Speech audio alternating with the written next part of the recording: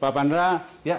Pertama Pak Pandra menceritakan dulu bagaimana strategi kehumasan di Polda Lampung menghadapi polarisasi media yang sekarang susah dikendalikan hingga bisa memuluskan target message yang mau dicapai oleh Humas Polda Lampung kepada publik. Sekarang orang udah di era digital. Dalam mengantisipasi tersebut, tentunya Kepolisian Negara Republik Indonesia saat ini di bidang kehumasan itu sudah menjadi prioritas. Karena sebagaimana dahulu, Humas itu hanya untuk melakukan rilis terhadap kasus-kasus yang bersifat untuk menyampaikan informasi pengungkapan kasus kepada masyarakat. Tetapi sekarang fungsi kehumasan ini benar-benar yang sebagaimana ilmu public relation. Jadi benar-benar kita menjalin kerjasama dengan semua pihak atau stakeholder.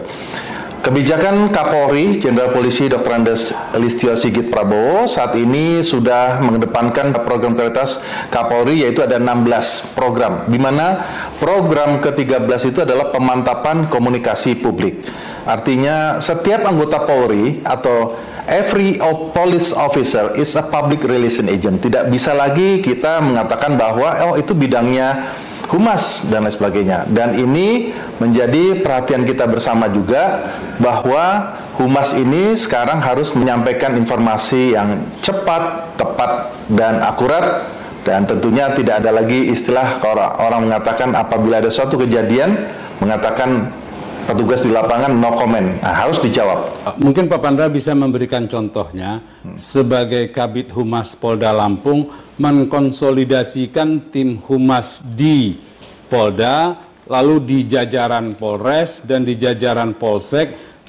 Bisa diceritakan mekanismenya karena Lampung ini kan luas, Pak. Betul sekali. Pandra, silakan Pak Pandra. Baik, dengan jumlah keterbatasan anggota Polri, apalagi Polda Lampung dan Polres ini tidak akan seimbang. Sama dengan namanya komposisi ya, jumlah polisi dengan masyarakat, apalagi bidang humas.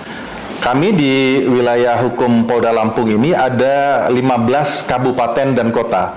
Tentunya dari 15 kabupaten dan kota ini punya fungsi dan peran masing-masing.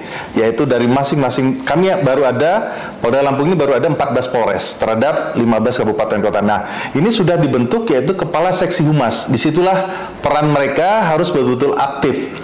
Jadi sesuai dengan program Bapak Kapolri yaitu presisi, yaitu mampu memprediksi setiap adanya potensi gangguan, ambang gangguan dan jangan sampai menjadi gangguan nyata, tentu juga responsibilitas dan juga transparansi keadilan. Disinilah rekan-rekan para Kasih-Humas di jajaran itu merangkul semua para pemangku kepentingan termasuk awak media. Jangan lagi awak media ataupun teman-teman jurnalis di lapangan menjadi momok bagi kita. Nah, ini yang kami lakukan, dan juga dari Sekolah Polisi Negara, setiap anggota brigadir ini adalah sebagai seorang officer. Jadi kami memberikan pembekalan-pembekalan itu sebagaimana undang-undang yang sudah diatur. Apalagi kita ini adalah mitra. Sekarang ini program program Polri ya, secara universal ini kan Polri ini harus menjadi contoh tauladan, harus menjadi seorang pelindung, pengayom, pelayan masyarakat, kemudian problem solver dan juga penegakan hukum. Ini yang kami lakukan untuk mengedepankan fungsi-fungsi preemptif, preventif, dan represif tadi. Itu yang kami rangkul. Pak Pandra, mulai dari Kapolri Pak Tito sampai Kapolri Pak Sigit, 3 Kapolri menetapkan bahwa manajemen media sebagai salah satu program prioritas. Pak Pandra sebagai Kabid Humas Polda Lampung, bagaimana merespon itu? Ya, sangat. Ya. Ini yang kami sangat rasakan sekali di dalam organisasi Satuan Kerja Bidang Humas ini. Dahulu kala memang orang mengatakan kalau ditaruh di Humas pasti ada bermasalah.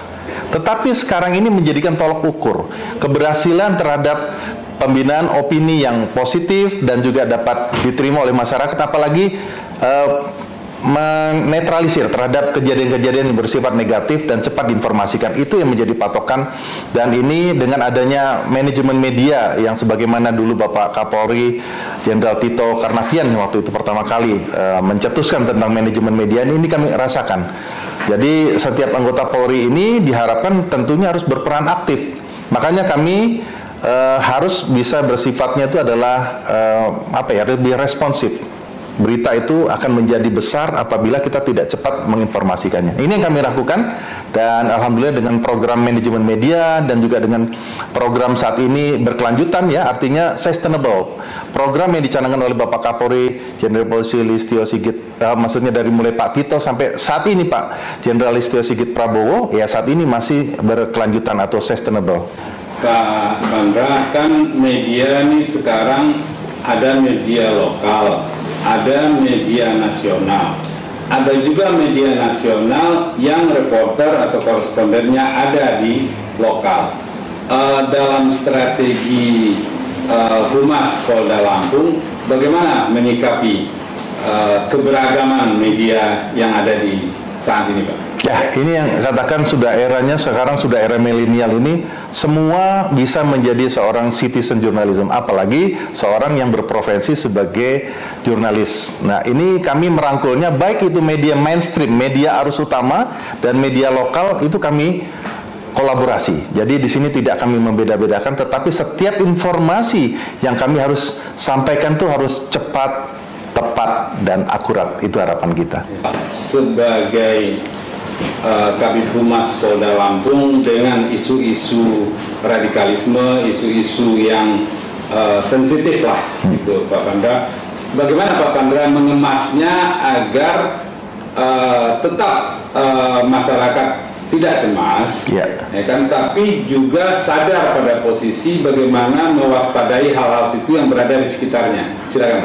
Baik, jadi Humas Polri saat ini baik di tingkat Mabes Polri melalui Divisi Humas Polri, termasuk di Polda, ada 34 Polda termasuk Polda Lampung, kami ini sudah ada sub bidang masing-masing. Jadi ada penerangan masyarakat yang tentunya akan memberikan suatu pola-pola edukasi, kemudian himbauan termasuk publikasi, kemudian ada bidang multimedia. Tentunya di sini kan sudah era digital, orang akan mendapat informasi seperti itu, termasuk pengelolaan informasi dan dokumentasi. Kita harus menjawab era keterbukaan informasi publik. Berkaitan dengan bagaimana paham-paham radikal itu jangan sampai menjadi aksi-aksi yang lebih jauh lagi, tentu kita ketahui seorang akan melakukan suatu aksi terorisme itu tidak terlepas daripada adanya intoleransi suku, agama, ras, dan antar golongan. Nah, ini yang perlu di sini kita mengajak, dan kami selalu mengajak dari stakeholder yang terkait, baik itu tokoh-tokoh informal, kemudian dari 3 pilar. Kami di sini selalu mengatakan 3 pilar, yaitu fungsi dari pemerintahan provinsi, pemerintahan daerah, kemudian Polri juga didukung oleh TNI, dan stakeholder tadi, tokoh-tokoh lintas agama. Kami selalu bersatu padu untuk bisa menyamakan suatu visi dan misi, persepsi kita sama. Tujuan kita adalah Negara Kesatuan Republik Indonesia berdasarkan Pancasila dan Undang-Undang Dasar 1945, sehingga negara kita akan menjadi aman, kemudian juga lebih akur, harmonis, sehingga dapat mengisi pembangunan ini tidak lagi yaitu tadi intoleransi suku, agama, dan ras antar golongan menjadi radikal, dari radikal ya terutama bisa akan menjadi aksi terorisme. Itulah paham-paham itu yang harus dijaga, dan selalu kita menghimbau kepada tokoh masyarakat termasuk lingkungan setempat, ya mulai dari RT, RW, orang yang tidak diketahui, ya kemudian sering berada di sini. Apalagi Lampung juga pada saat beberapa waktu yang lalu kita bisa mengetahui pengungkapan kasus terhadap aksi terorisme yang kejadian itu adalah di tahun 2022 dan juga menjadi DPO, yaitu ya pernah didapat ya dari informasi masyarakat, kita dapat di sini. Nah, ini jadi pembelajaran kita ke depan. Pak Pandra, menyambung sedikit tadi dari soal dengan tokoh masyarakat itu, mungkin Pak Pandra bisa menceritakan model interaksi, model berdialog dengan mereka, atau membuat event-event atau kesempatan untuk bersilaturahmi dengan mereka, bisa diceritakan, Pak? Ya, ini rahasianya. Ya, baik. Kami selalu bekerja itu tidak ego sektoral. Itu yang saya katakan, Humas ini tidak akan bisa berfungsi tanpa dukungan dari semua satuan kerja yang ada. Yang kita ketahui, fungsi preemptif tadi adalah fungsi intelijen yang selalu melakukan pendeteksi dini dan deteksi aksi, dan juga fungsi Binmas melakukan suatu himbauan-himbauan. Preventif juga demikian, fungsi daripada polisi berseragam seperti polisi lalu lintas dan juga sabara, dan juga fungsi represif. Dari kesemuanya itu kita melakukan suatu kolaborasi. Ya, kita melihat bagaimana tadi fungsi Binmas kita akan menyambangi dari tingkat RT, RW. Nah, kemudian juga tokoh masyarakat kita cari Ya, kita jangan sampai menjadi stigma-stigma yang ada. Sebenarnya cikal bakal pelaku, ya seperti kita ketahui, kalau orang dulu ingin ke Lampung, orang takutnya malas. Katanya ada begal, ada pelaku kriminal dan sebagainya. Nah, stigma-stigma seperti itulah yang harus kita hapus. Ya, kita ada kebijakan Bapak Kapolda Lampung beberapa waktu yang lalu terhadap local boy for local job di dalam rekrutmen Polri. Itulah salah satunya. Tetapi dari tokoh masyarakat itu yang kita lakukan pembinaan sehingga mereka bisa menjadi anggota Polri, dan selanjutnya dari menjadi anggota Polri itu dia harus menjadi agent of change, menjadi agen perubahan bagi daerah itu tersendiri. Tidak lagi stigma yang mengatakan di daerah tertentu, ya saya tidak sebutkan. Tetapi kami sudah merekrut melalui rekrutmen Bintara Polri, dan mereka ini adalah ya sesuai dengan persyaratan dan masuk untuk menjadi anggota Polri, dan dia menjadi agen perubahan di daerah yang selama ini sangat terkenal dengan kriminalnya, seperti itu.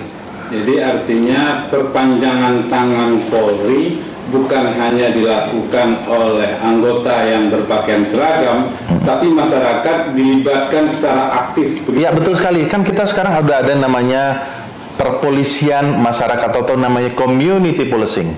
Jumlah anggota Polri seluruh Indonesia itu 450.000 dengan jumlah penduduk Indonesia atau di Lampung tidak akan seimbang. Itu yang saya bilang, komposisi tidak ada. Siapa lagi kalau bukan dari peran masyarakat yang tentu aktif dalam berpartisipasi dalam memelihara keamanan dan ketertiban masyarakat dan menjaga lingkungan dan peduli, seperti itulah. Jadi ada hal sekecil apapun, tolong laporkan kepada IP Kepolisian. Tentu kami saat ini sudah ada 1 Babin Kamtibmas 1 desa. Nah, ini silakan berkomunikasi sebagai pamongnya, dan itu menjadikan pola komunikasi yang lebih harmoni tadi, sehingga aksi-aksi kriminal itu biasanya kan dimulai, apalagi sekarang udah era digital. Setiap warga masyarakat yang ingin belajar aja tentang sesuatu yang dia inginkan, buka dengan medsos ini sudah dapat pembelajaran. Ya, ini yang perlu dari tokoh-tokoh informal, termasuk masyarakat, termasuk orang tua kita, yang selalu menjaga dari sejak dini agar tidak lagi warga masyarakat terpapar dari paham-paham radikalisme, paham-paham ya itulah terhadap masalah-masalah kriminal, termasuk narkoba. Nah, ini masalah-masalah ini yang menjadi pemikiran kita bersama. Sekali lagi, kami bekerja. Selain daripada kami mempublikasikan, tentunya juga kami perlu peran daripada satuan-satuan kerja yang ada di Polda Lampung, termasuk peran masyarakat. Covid sudah landai, mobilitas publik sudah mulai menanjak dan meninggi. Ya. Pesan Pak Pandra kepada masyarakat yang selama 2 tahun mungkin tidak terlalu banyak moving, sekarang banyak moving, mungkin pendatang datang dan segala macam. Ya. Pesan Pak Pandra menghadapi landainya Covid dan mulai naiknya mobilitas publik apa? Baik, jadi ini saya katakan tadi, selama 2 tahun di tengah pandemi COVID-19 ini, semua ini yang kita katakan mati suri, hidup segan mati tak mau. Nah, ini juga menimbulkan kerawanan kriminalitas, yang harapan saya tentunya saat ini kita sudah namanya era adaptasi kebiasaan baru. Lakukan semua kebiasaan-kebiasaan itu yang tentunya harus dipahami terhadap protokol kesehatan.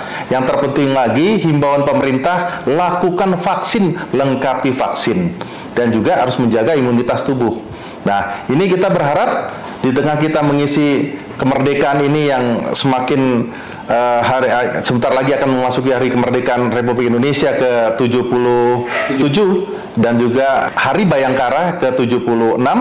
Tentunya harapan kami ke depannya produktivitas tinggi, aman Covid dan aman Kamtibmas, sehingga masyarakat akan menjadi sejahtera.